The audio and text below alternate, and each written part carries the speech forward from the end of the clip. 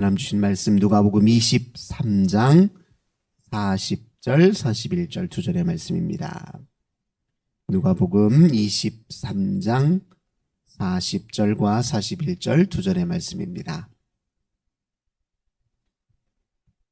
40절 41절 두 절 말씀 한 목소리로 함께 봉독합니다.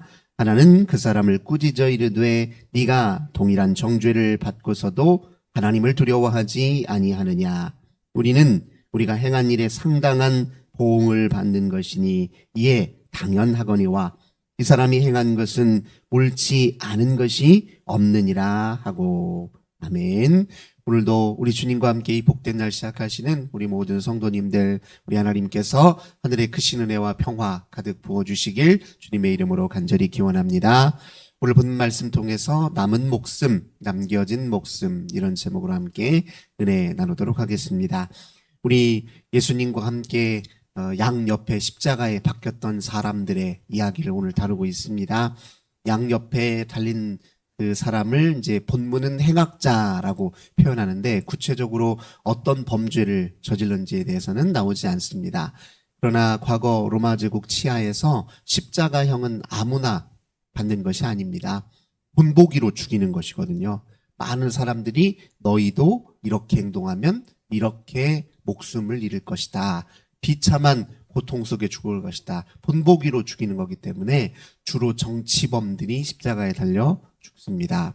유대교의 4개의 분파 중에 혁명당원, 열심당원이라고 속한 그 분파의 유대교인들은 주로 무력혁명을 꿈꿨던 사람들이에요. 로마 제국으로부터 독립을 꾀하기 위해서 쉽게 말하면 군사를 동원하고 비밀 조직을 이렇게 조직해서 로마 제국 치하에 무력혁명 저항을 했던 사람들입니다. 이제 그런 사람들이 붙잡히면 어김없이 십자가형을 이제 받았다, 이렇게 이야기할 수 있습니다. 밀란을 획책하거나 이제 교묘하게 로마 체제를 무너뜨리려고 하는 사람들을 주로 이렇게 십자가형에 처했던 것이죠. 우리가 잘 아는 것처럼 6월절 절기를 맞이해서 이 십자가형을 했기 때문에 이제 죄인 중에 한 사람을 놓아주는 그런 의례 때문에 이제 예수님과 함께 또 바라바라고 하는 이 둘 중에 하나를 누구를 놓아주랴 하고 빌라도가 물었을 때 유대 백성들이 누구를 놓아주라고 합니까? 바라바를 놓아주라고 했잖아요. 근데 그 인물 역시 혁명당원에 속한 사람이다, 그렇게 보통 알려져 있습니다. 그리고 예수님의 12 제자 중에도 가롯 유다. 왜 가롯 유다는 예수님을 그 은돈 30개 팔아 넘겼을까? 그러니까 가롯 유다도 아마 유대교의 4 분파 중에 열심당원에 속했던 사람으로 그렇게 보통 추론합니다. 그 이유는 예수님을 곁을 따라다니긴 하는데 자기가 기대했던 거는 달랐다는 거예요. 아니, 예수님이 큰 인물이라면 군대나 비밀 조직을 잘 동원해서 이 로마 제국 치하를 무너뜨리는데 이렇게 힘을 쓰고 마침내 다윗 왕조, 옛 이스라엘의 가장 부강하고 가장 번영교였던 다윗 왕조를 다시 재건하기를 기대하는 마음으로 그분을 따랐는데 예수님의 행적을 보니까 그건 전혀 다른 차원의 행적을 보이시단 말이에요. 그래서 실망한 끝에 이 사람은 내가 생각하는 메시아가 아니야, 지도자로 섬길 만한 사람이 아니야, 이렇게 생각했으니까 그 돈 조금에 팔아 넘긴 것이겠죠. 돈 욕심이었다기보다는 예수님의 가치를 제대로 못 알아봤기 때문에 그렇게 했다라고 보는 것이 바른 추론입니다. 그러니까 지금 예수님의 양옆에 달려있던 이 강도들도 그런 정치범으로 달렸을 텐데, 그럼 예수님은 왜 십자가에, 무슨 정치범도 아닌데 밀란을 일으킨 것도 아니고 반란을 일으킨 것도 아니고 왜 예수님은 십자가형을 받게 되었습니까? 사실 예수님이 가르쳤던 하나님 나라, 이 하나님 나라라고 하는 이 가르침이 사실은 로마 제국 치하에서도 불편한 가르침이었어요. 예수님이 무력혁명을 꾀하는 정치범은 아니었지만 예수님의 하나님 나라 사상을 잘 보세요. 여기 보시면 그 나라의 말씀에 모든 사람을, 하나님 형상으로 지어진 모든 사람이 다 동등하게 취급하는 말씀이잖아요. 큰 자가 오히려 작은 자가 되고 작은 자가 오히려 큰 자가 된다는 이 하나님 나라의 말씀은 사실은 곰곰이 생각해 보면 그 의미를 묵상해 보면 여러 실제 정치 관료들과 그리고 지도자들 입장에서는 불편한 매우 혁명적인 가르침으로 인식되었을 것입니다. 그보다는 이제 직접적으로는 유대 교인들에게 예수님 말씀이 따끔했지요. 당시에 유대교의 중심은 성전이었고 성전을 장악하고 있는 제사장이 큰 세력이었고 그 제사장이 쥐고 있는 율법이 당시 유대교의 3대 중요한 이데올로기였는데 근데 예수님은 사사건건 하는 말이 유대교의 근간을 흐트러 놓는 말씀이에요. 예를 들면 예수님은 당시 유대교인들은 성전에 가야 제사를 드려야 하나님께 속죄를 받고 용서를 받는다 했는데 우리 예수님 뭐라고 하셨냐면 너희가 서로 용서하면 하늘 아버지께서 너희를 용서하실 것이다. 이렇게 말씀하시기도 하시고요.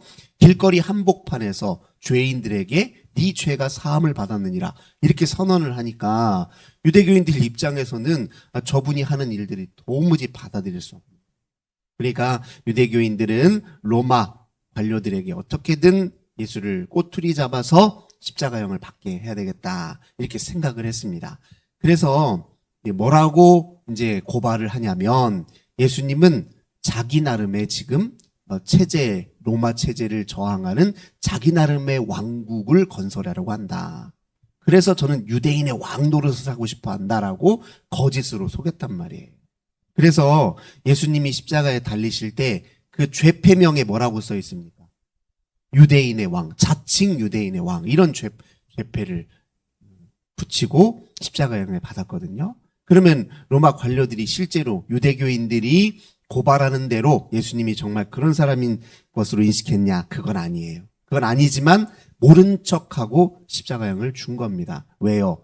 자기들이 보기에도 예수님의 가르침은 로마 체제에 위험하다라고 판단을 내린 겁니다. 그래서 십자가형을 함께 받았던 것이죠.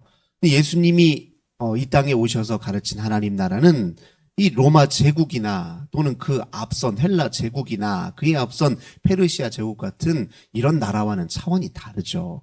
하나님 나라는 시대와 역사와 장소를 관통하고 온 세계를 관통하는 하나님의 통치와 다스림에 관한 말씀이지 뭐 현실적인 국가 체제와 또는 제도와 이런 차원의 나라를 의미하는 게 아니잖아요. 예수님이 말한 하나님 나라의 통치자는 하나님이시고 그 나라의 진정한 왕인 하나님의 말씀과 진리에 눈을 뜨고 살도록 그렇게 예수님 가르치신 거잖아요.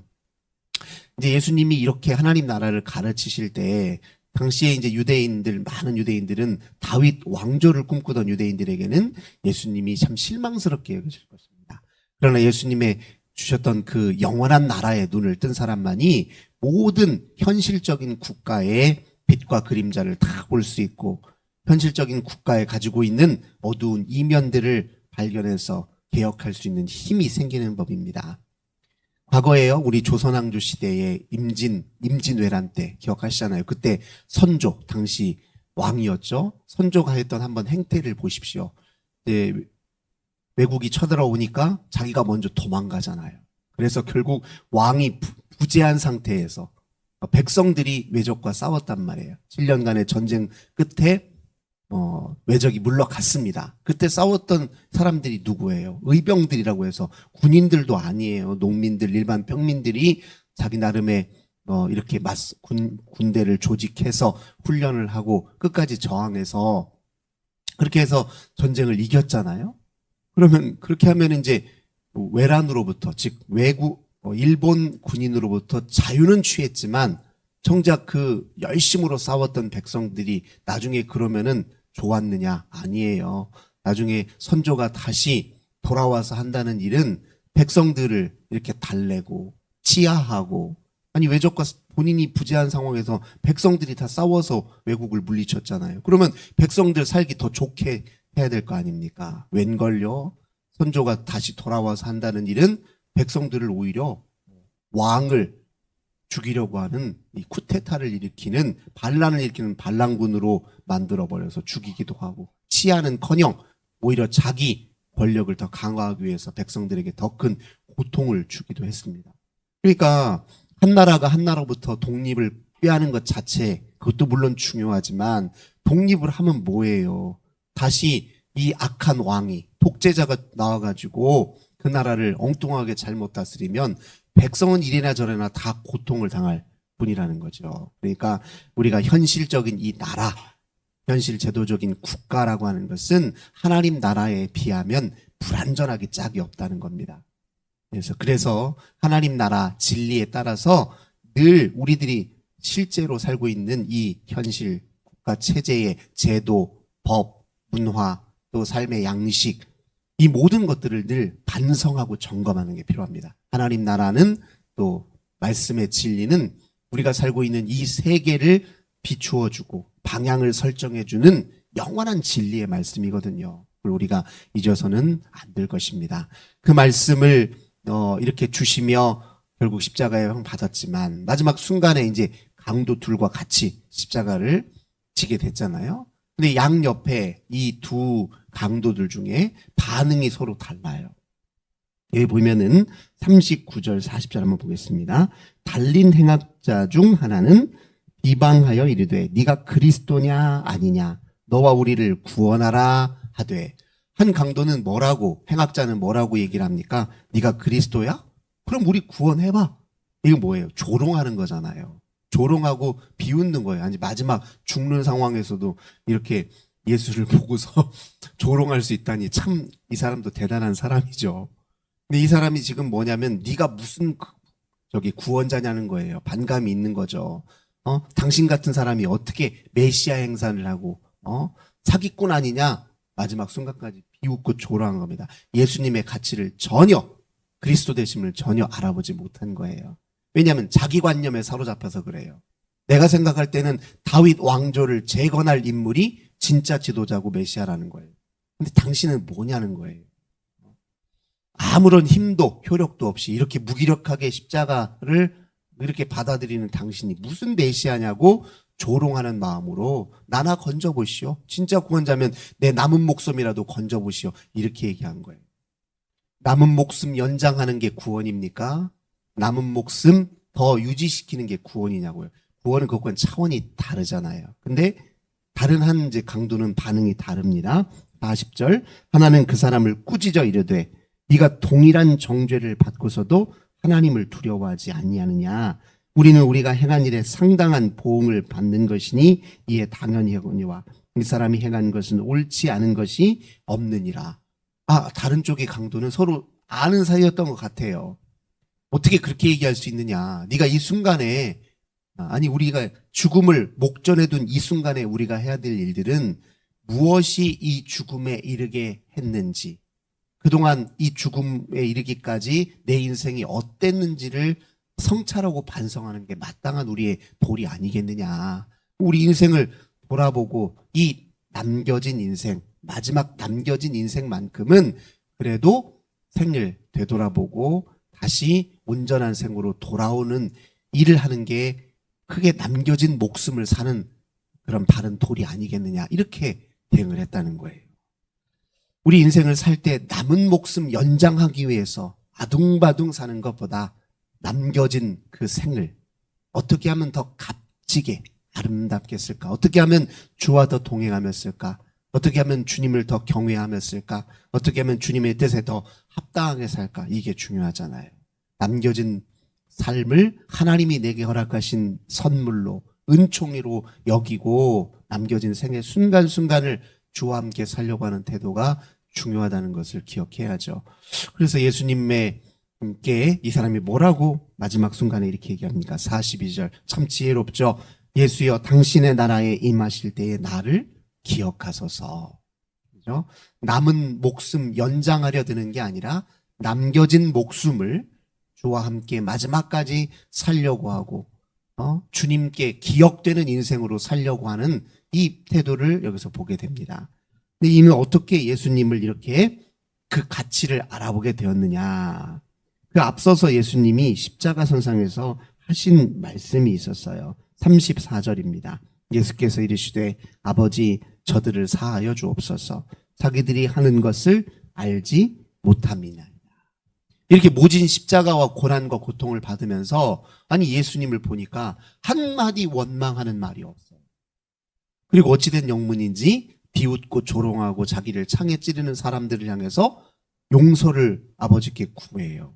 그 마음의 깊이와 그 사랑의 깊이와 자비의 깊이, 그걸 보고 이가 예수님의 가치를 알아본 것이죠. 이는 정말 메시아구나. 이분이 정말 우리의 구원자지. 누가 우리를 이 곤궁함으로부터, 이 절망으로부터 우리를 구할 수 있겠는가? 무엇이 인생에서 정말 승리의 비결인가? 이렇게 이제 그 순간, 짧은 순간이지만 그 예수님의 가치를 그가 알아보고 자기 생의 마지막 순간을 예수님께 의탁했단 말이에요. 그래서 예수님 뭐라고 말씀하십니까? 43절 예수께서 이르시되 내가 진실로 내게 이르노니 오늘 네가 나와 함께 낙원에 있으리라. 네가 남겨진 목숨 나에게 의탁하고 아버지를 기억하고 되돌아오려 했으니 하나님이 네 남겨진 목숨과 네 심령과 영혼을 받으시고 품으실 것이다. 그렇게 약속해 주십니다.